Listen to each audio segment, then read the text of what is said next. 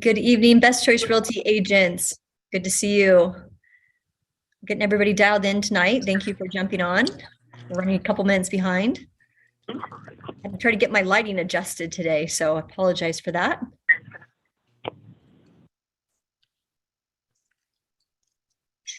Hi. Hi, Jane. Deanne, are you there? You ready for our Movement Mortgage Minute?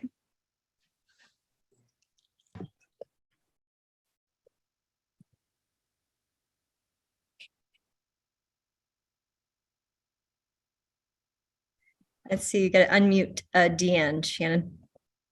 I'm not a host.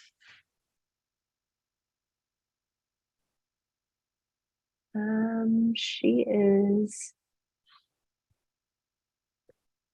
She's There we go. unmuted. Yep, go there ahead, she is. Deanne. I'm good. Hi. Hi.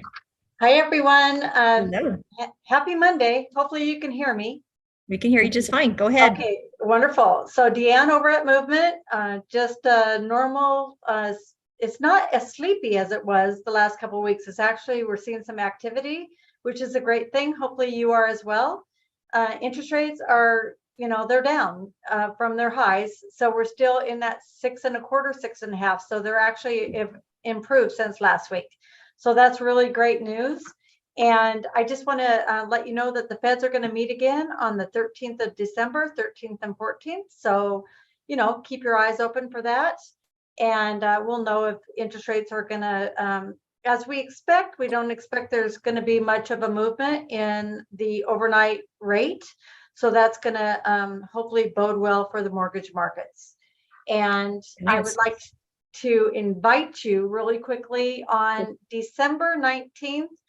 If you want to be just like blown away and feel really optimistic about the market, you'll have an opportunity to join our financial analysts that we work with, and a lot of the mortgage bankers in this area do. His name's Barry Habib. We are sponsoring an event for agents who are interested in attending. So it will be current to the date. And it will be live streamed through Facebook, and I will send you all an invitation. I just sent one to Rochelle, and she will, I'm sure, share it with you. Last year, I think they did something like that. It was really good. Yeah, it's excellent. We've had a preview of it last week, and it just really turned everyone's attitude to be super, super excited. So cool. I really encourage you to take a look at it. Awesome. What I love about Movement is just the way that company gives back. And that's one thing I think we fail to mention oftentimes. We get so hung up with the whole financial stuff, right, Dan? But the company itself is all about giving back. And I love that about their missions and vision. Thank you for inviting us to that live stream event. And that will be good wherever we're at, if we're on the one side of the state or another side of the state. So that's fantastic. Thank you, Deanne, for the moment. Let's go ahead and get started. I'm Rochelle Wilhite, the designated broker for Best Choice Realty, and I'm just going to go over how to make a decision. I think oftentimes we are maybe overanalyzing. We've looked at so many charts and so many things, and at the end of the day, we just need to make some decisions and help our clients make some decisions. So tonight, I wanted to go over with kind of like 5 or 6 things that we've discussed recently in some of the mastermind groups. And even today, one of them came up, which was interesting. So we're going to kind of go through a scenario. I'm sure if you're by the chat, we're going to be actively using the chat today. So get your chat ready. On slide, I think 3 or 4, we're going to have an active chat. So let's go to the next slide. So this is an example. I got this. I actually went on Facebook and somebody was offering to provide some sort of chart. And this was a company called Zirple that basically took the data from the National Association of Realtors and put it into a grid. And it's like, oh my gosh, you guys, this is an analysis over this out of control. And so it's like, what are you doing with the analysis? How are you shaping that? How are you making it your own? How are you incorporating into video? How are you personalizing it? How are you asking questions? Some of these things is what we're going to talk about today, but this was an example that I thought, oh, I'm gonna get a good little sheet maybe from Zirple, and definitely did not have anything of the liking. It was all regurgitated, in my opinion, data that came directly from National Association of Realtors when they did a survey, and they survey all of the public once a year. And so really they have this quick stats where they want you to input your local stats like the mortgage rate and the average home sale price and the days on market, the number of sales in a month. And I just took it, you guys, I was kind of funny. I just crumpled it up and I just threw it in the garbage. I was like, this is just crap. I want you guys to personalize this data. I mean, get the data obviously from people you trust, like Deanne, or from companies that you trust, you know, as far as the mortgage rates, since we're not mortgage companies. But then we've got to really ask the right questions, and we need to help our buyers and our sellers make good decisions. And so that's what we're going to be talking about tonight. Let's go to the next slide. So it's just 8 steps. But I think when it comes to making decisions, I'm one of these people, and you guys probably know me, some of you that know me for a long time. I make decisions and I'm like, roll up my sleeves, let's get it done. I'm kind of that way. And so when you look at the personality style, some of you, if you came from Keller Williams or you came from other companies that do a lot of DISC profile or DISC personality training, this is a sample DISC profile that we see a lot of times with real estate brokers, where the D is very high and the I is also very high. But see the C on this one, where the C is like up in over the 50 mark. This is sometimes, if this was your DISC profile and you're naturally this way, and my C is very naturally high, what this could mean is that you are overanalyzing some things. Maybe you're getting stuck in the overanalyzing of a situation. And so it's helpful knowing your personality style and knowing where you need to pull back a little bit, or where you need to maybe partner with somebody that has the complement to your personality that may be able to help you with a situation or a question.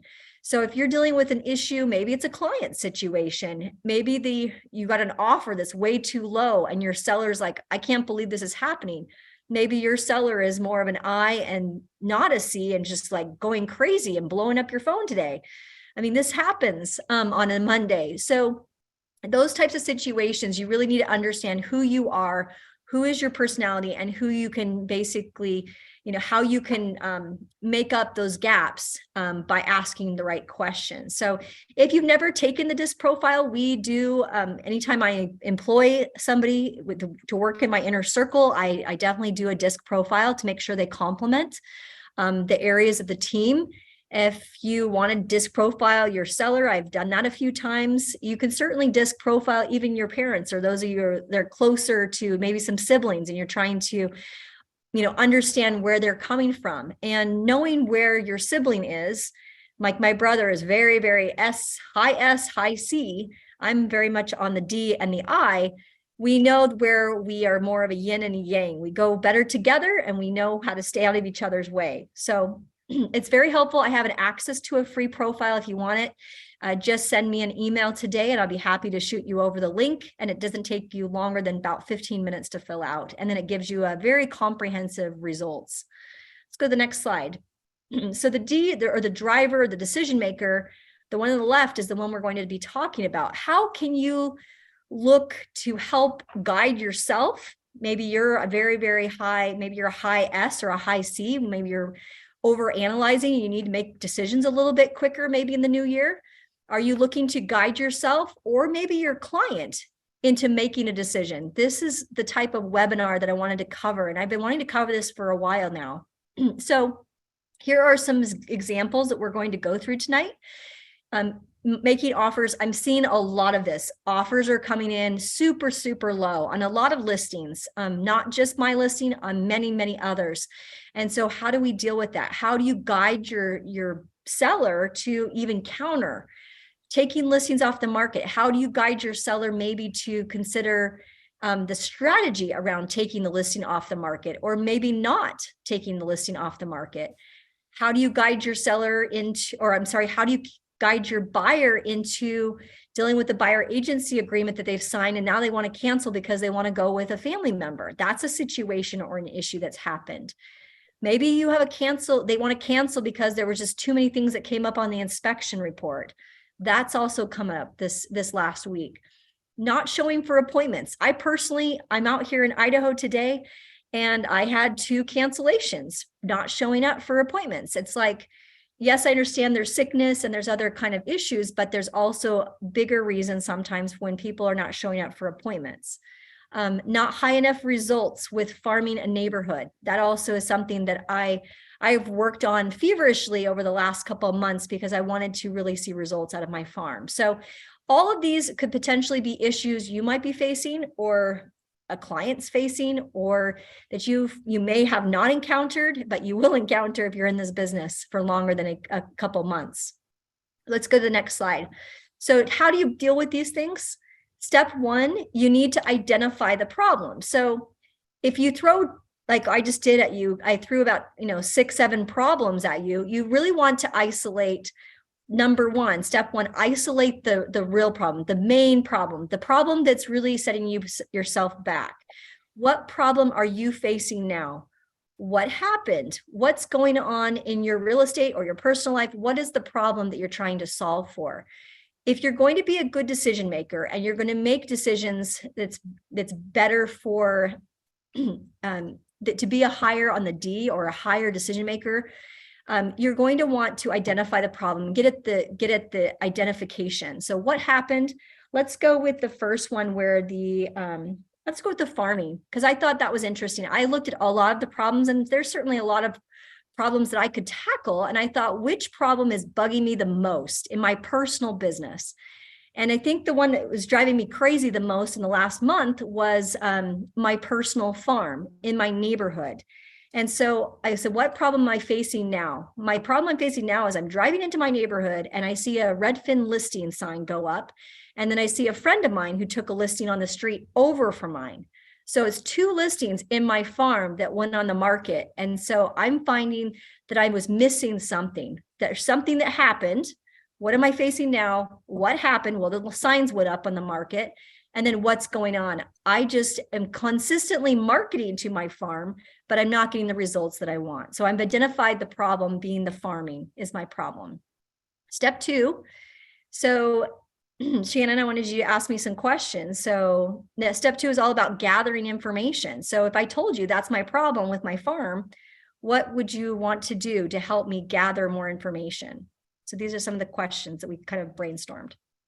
So what happened then? Well, I was driving to my farm and I saw that sign was one of my friend's listings, and she's at John L. Scott, and I was just super frustrated. And, would you say more about that? So you basically want to ask more information about the situation. If you just state the problem, sometimes you don't get all of the information. Please share more. What ideas could help with the issue? Write down how and what happened then. Would you say more about that, please? That you want to ask some good clarification questions. What else do you want me to know about this? I could probably share that it was the top producer. That also, I'm super competitive, Shannon. You know that about me. So I was super competitive. And when I saw that top producer at John L. Scott listing on my street, it really made me upset. Especially with the kind of money that I'm spending in generating my farm. Every single month, I spend anywhere from $700 to $1,000 a month in marketing with every door direct, mailing. And so when I saw that listing go up, it really upset me. Made me upset that I was spending all that money, and maybe I should even pull back and not spend so much money on my farm. So here, by asking questions, Shannon was able to understand, not that my problem was that I want to do better at my farm, or I think the problem is my farm. It's a deeper issue. As you gather information, you find out more about that client or that situation so that you can help resolve that issue. Let's go to step 3. Well, I think one of the biggest ones that we get is like, oh, can you cancel my listing? And I think, to Rochelle's point, ask more questions than just saying, okay, or be devastated. Let's ask more questions, because maybe it's just taking it off temporarily. Right. Yeah. Yep. There's strategies around that. So sometimes the solving of the problem, it's the simple. So this is another, when I told Shannon we're going to do Occam's razor, she was like, whoa, we're going deep. The simplest solution is always the best, but how do we go about it? What are the root causes? This isn't like an integrative design theory. How and what You really want to focus on those two words. Ask questions around the how and the what. What's going on? What do we know now? What are the root causes? The people that are high on the D, they ask a lot of what questions. What's going on? What's the best thing we can do? What can I do to help? Those are the kinds of questions that you hear a lot of those decision makers ask you when they're maybe coaching or when they're helping you through a challenging situation. So those are the kind of, it's all about solving problems in the simplest way possible. Let's go to the next slide. So step number 3 is get at the root cause. So we're going to, what's your primary concern?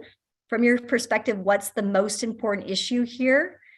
I see you're angry, frustrated. What's the biggest reason for your frustration? You really want to get to the root cause. So Shannon, how would you kind of coach me through that on step number 3 with my farming situation? Well, I mean, I know you're frustrated with your farming and everything like that, but what's from your perspective, what's the most important issue here that we can solve? Well, I mean, the root issue is like, I'm spending so much money on my farm. And then on top of that, I'm not getting the results out of the farm that I want. And so Okay. what I'd like to do is either cut my expenses or, I'd like to figure out how I can better maximize the results that I'm getting. So if there's a way really focusing in on the ROI, the return on your investment. Mhm. Yep. Okay. So the important issue is I want to dominate my neighborhood. I don't want to see another sign. I mean, There you go. let's be honest. So, I mean, if I see another sign go up, I might just go knock on the door myself next door just so I can compete. Right. I mean, so you're dealing with the root cause, because not only are you frustrated, but she's finding out that I'm super competitive as well. And I'm going to lose it if I drive down my street and I actually, see another sign go up. So you're dealing with a lot of fear of loss. So that's a lot of times when people are angry or they're frustrated in real estate, there's a fear that you need to uncover. And that fear can be overcome with more questions and really getting at the root of the issue, to ask more questions, to really find out what it is that is really getting them afraid.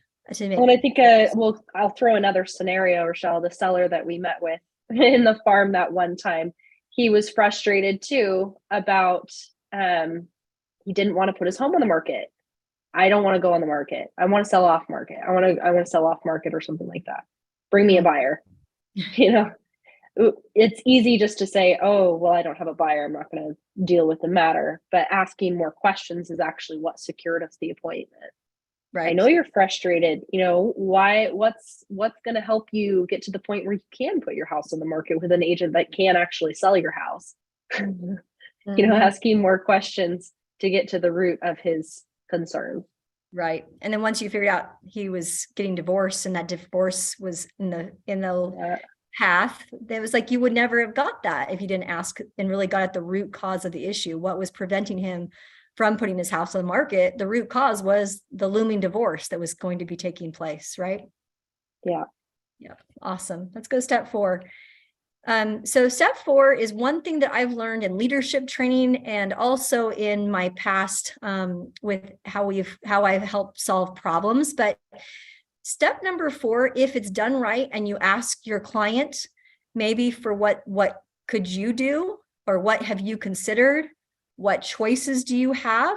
When you put the burden back on them and you ask them that question and help them almost generate solutions, it makes it a lot easier. If you're the one that's always telling them what to do, and this is hard to do even with family members. I know some of you are like dealing with some challenging family situations around the holidays, but if you are always trying to solve their problems for them, then they don't usually solve the problems themselves.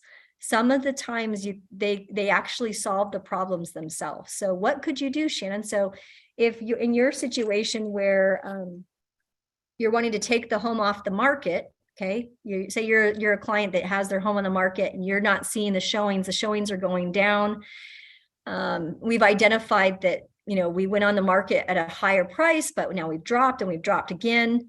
Now you're wanting to take it off the market. What I'm understanding, Shannon, is that you want to take it off the market so that you can maybe go back in the spring where you think the market would be better. Is that what I'm Yeah, hearing? that sounds better. The market's tanking. I mean, this is what some clients are saying right now. The market's tanking. It's gonna just take it off. Like, I don't want to lose any more money.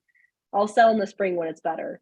So let me ask you a few more questions. If to get at the real issue is that you're wanting to maximize the amount of money that you're going to get. Is that correct?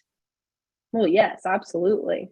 Okay. So what if I could tell you that we could put a strategy in place right now where we would take the property off the market temporarily so that we could remarket it, maybe do some light staging and to do some rephotographs because we've got snow on the ground now. What if I was to take it off the market for a week and put it back on as a new, fresh, with new, fresh marketing remarks? Would you entertain that idea with me? Yeah, I mean, but now I'm having to pay another mortgage. Okay. So what choices do you have at this point right now? So you could take it off the market, right? And then you'd pay another mortgage. What could you do now? I mean, we could take it off the market or I could put a tenant in it. I mean, those are my two options, I would think right now.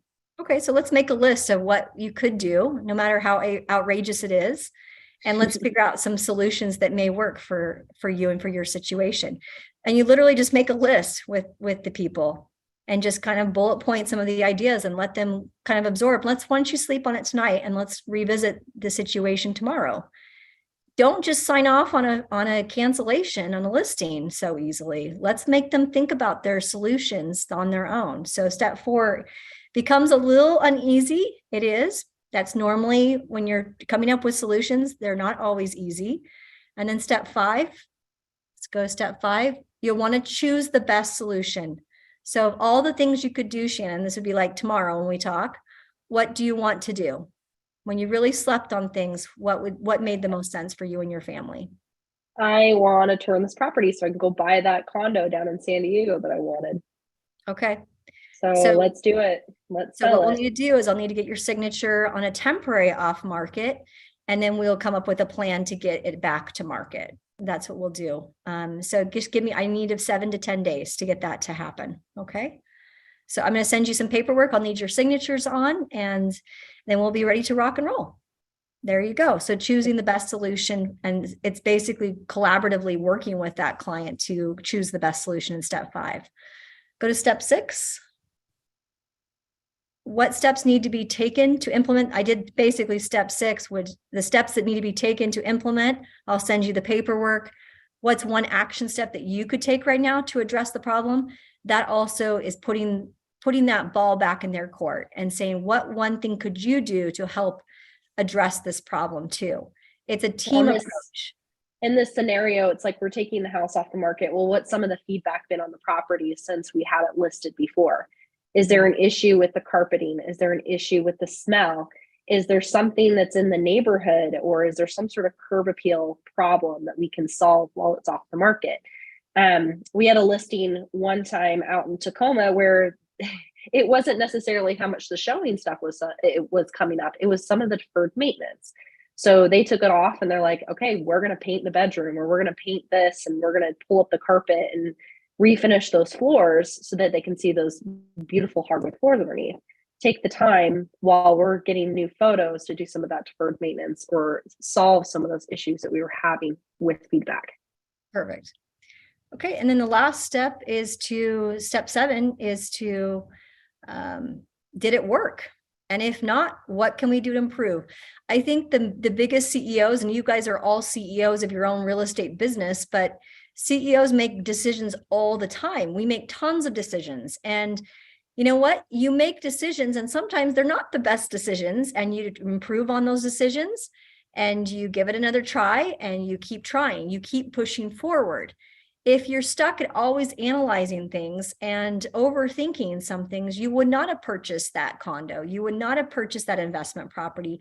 You would have overthought it, overanalyzed, and realized that, oh, their interest rates at, if I get an adjustable rate mortgage, because that's the strategy that I'm going for, and I only keep the mortgage for a few years and I end up maybe even seller financing it.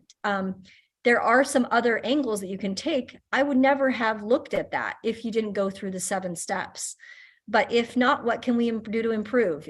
Did it work out? What can we do to improve? So I want to have you guys just for the next 5 minutes, go ahead and chat. So I want you to think about getting at the root of these issues and providing solutions. Offers too low. Let's pick one, Shannon, that we didn't cover. The buyer agency agreement we definitely did today at the Mastermind group. And this has happened quite a bit where the family member comes in because they're talking with them over at a holiday party, and they say they want to cancel the buyer agency agreement with a family because they have a family member that wants to represent them. That's a huge blow, especially when you have had them sign an agency agreement with you and they're now wanting to cancel it with you.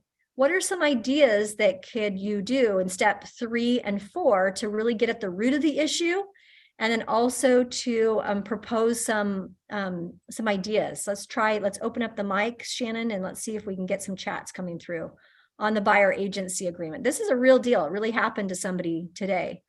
And it's frustrating because this particular agent has been with us a while and worked really hard, was on a daily communication with this particular buyer, actually signed the agency agreement. Hint, hint, you guys, they actually do sign the agreement and then they want to cancel. That happens even with listings as well. But this particular buyer wanted to cancel. What could you do to help coach me through that? If I had a buyer that wanted to cancel and use a family member with a buyer agency agreement. Let's go back to step 3, Shannon, if you can flip back so they know what questions that we need to ask. What is the primary concern? Well, the primary concern on this one is I've been working every day for this client. I've been sending them properties. What's the most important issue? I had just got them pre-approved with my lender. And then what would you say, Shannon, if you're coaching me through? I see you're angry, frustrated, Rochelle. What's the biggest frustration? I was counting on that deal, right? That was one of my deals I was counting, was on my wish list for this year. What can you do now? Okay, so then this is where I need some ideas. Let's make a list of what we could do. Go ahead and put something in the chat.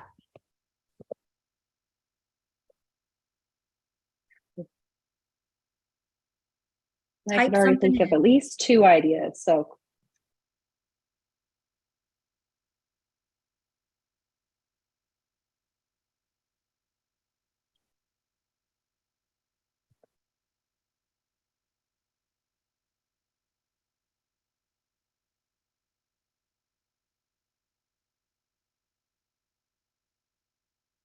Love the idea, Gina. That came up. That was awesome. Maricon, super idea.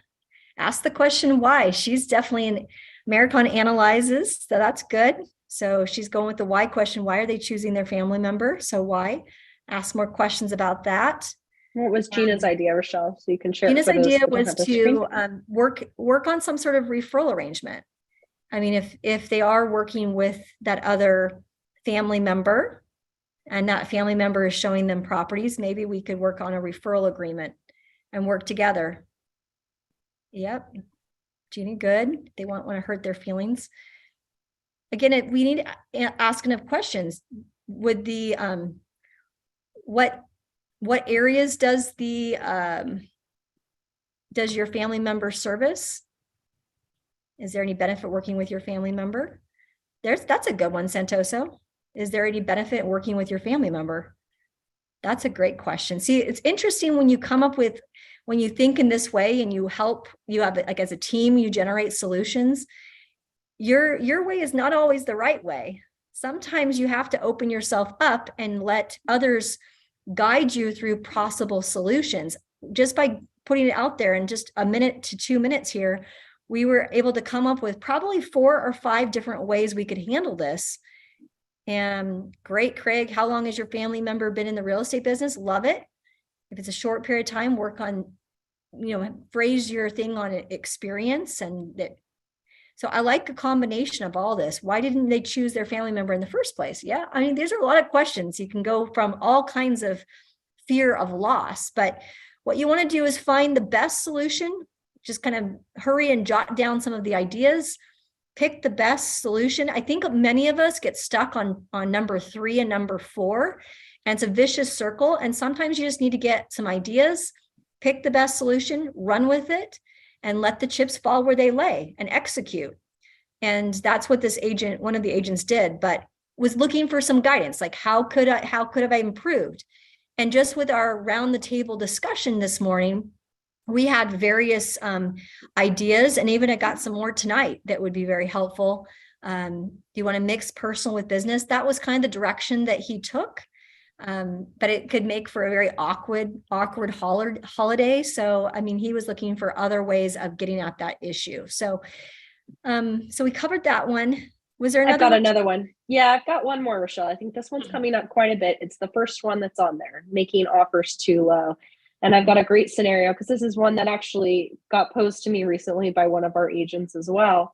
Okay. And he said, and I'll read it to you because this was his message to me. I called him and walked him through it, but I think it's important. Are you representing the seller or the this. buyer? So let me first identify. The buyer. Okay. So the buyer in this scenario is too low. Yep. My buyer wants to make an offer on this house. I saw it with him and I talked to the agent about price, and they said the seller's not willing to accept $600,000 and will likely counter. He says, my buyer doesn't want to pay more than $600,000. This house is listed for $650,000. Okay. I don't think it will work. What should I do?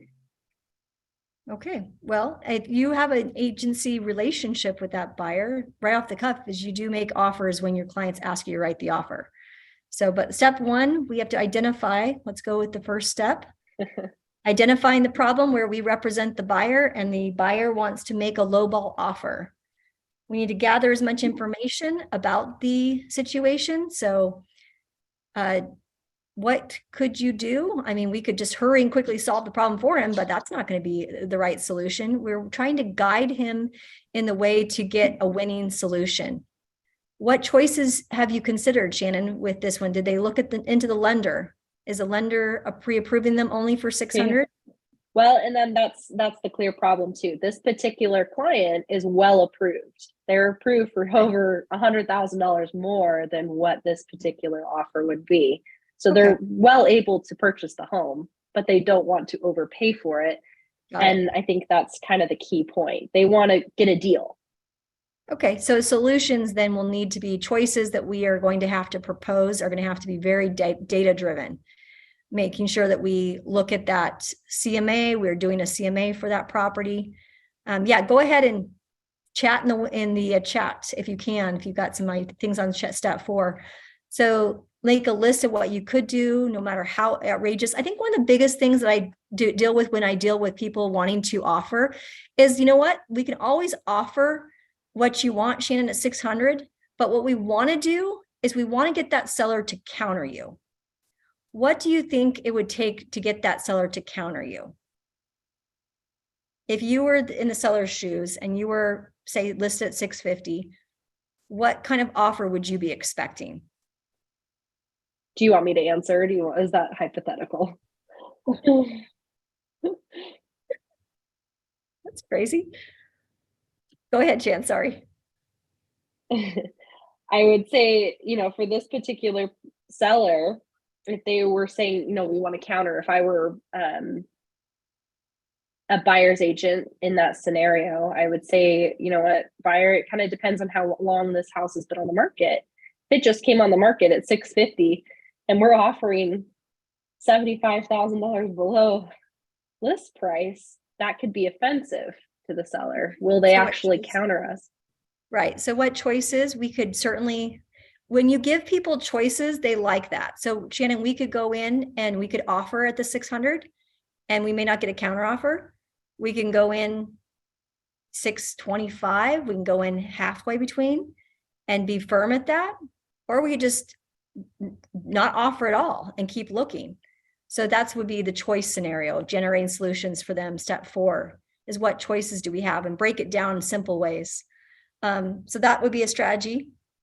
But we can go to step 5, which would be isolating a little bit more, choosing the best solution. Of all the things we could do, what would be the best solution? I think in this situation would be to run the comparables like Maricon suggested, and then offering probably 3 to 5%, maybe 5% now off of that, off of what the market value would be.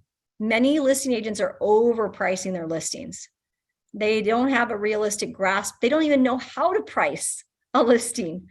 Some people have put the number out there that's completely unrealistic. So you'll have to do your job as a buyer's agent, run the numbers, and then go back to your buyer, show the comparables, show the Americon's right, and then choose the best solution and go back to the drawing board. Do we want to, Shannon, go back at the 600 now that we look at all the facts?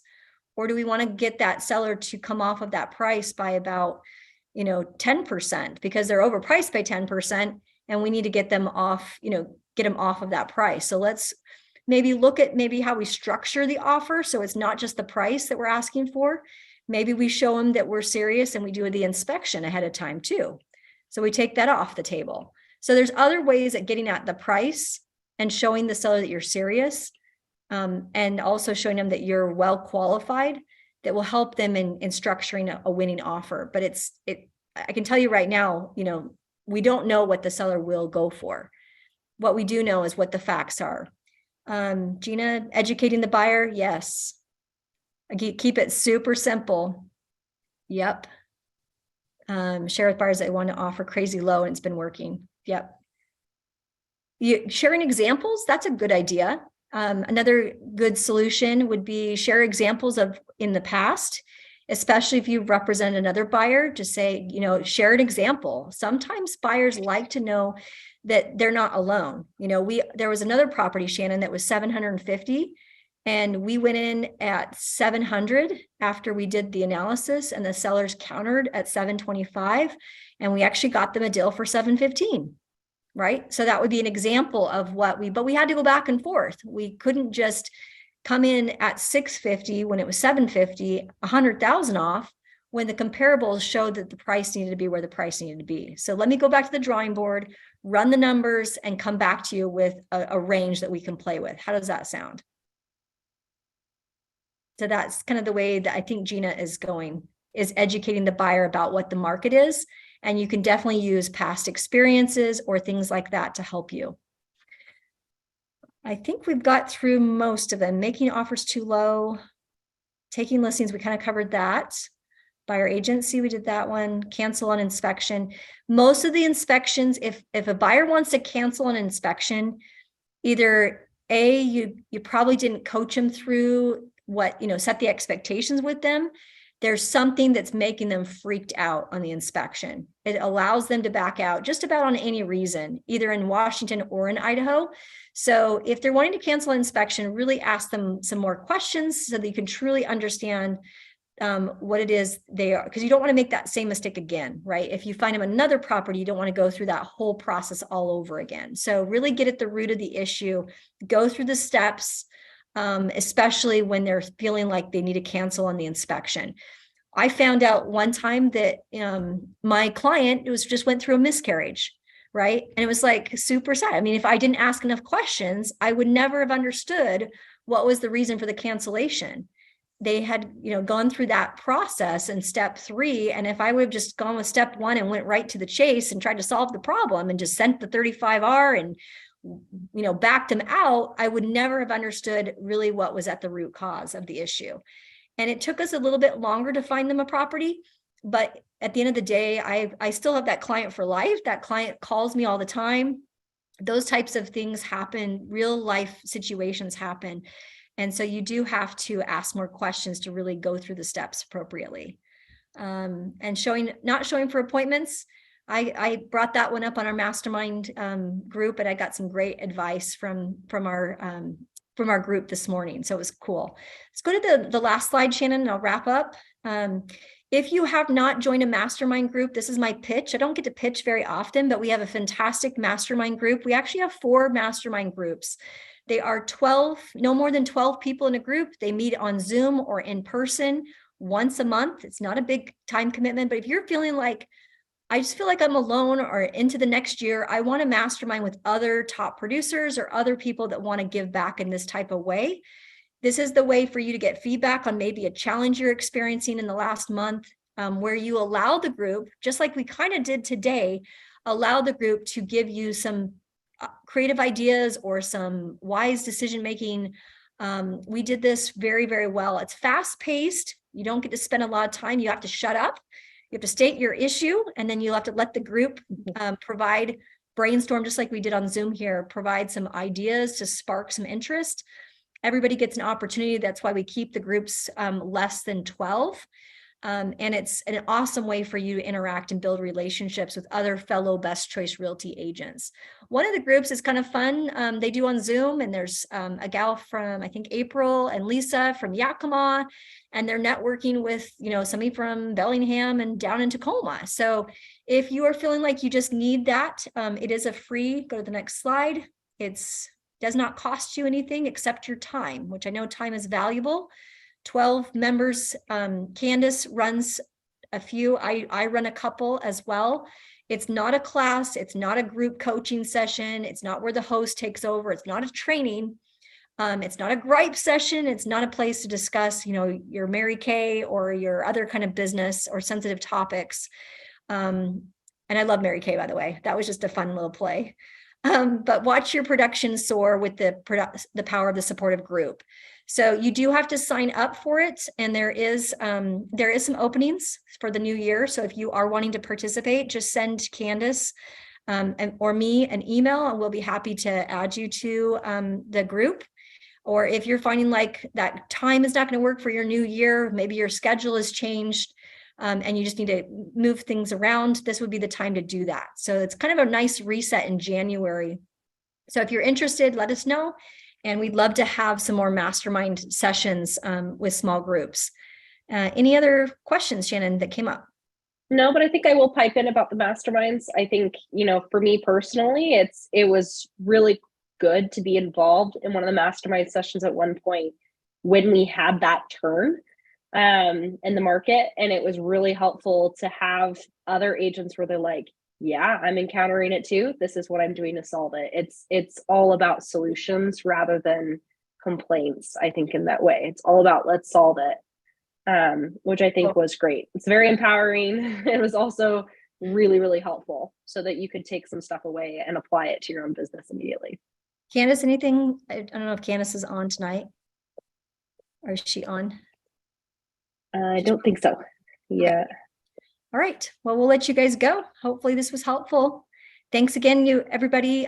Next Monday, we're going to cover some other tips. And then I do have some goodies for you guys. So thanks for jumping on tonight. Have a good one. Thanks everyone.